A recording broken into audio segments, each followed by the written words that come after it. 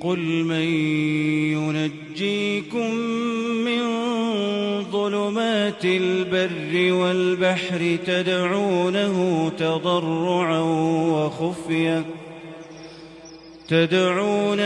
تضرعا وخفية لئن أنجانا من هذه لنكونن من الشاكرين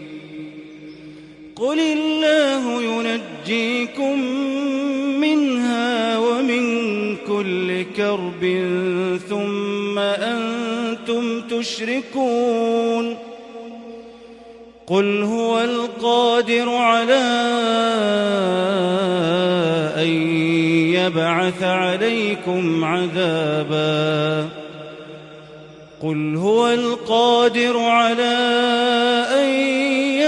عليكم عذابا من فوقكم أو من تحت أرجلكم أو يلبسكم شيعا ويذيق بعضكم بأس بعض انظر كيف نصرف الآيات لعلهم يفقهون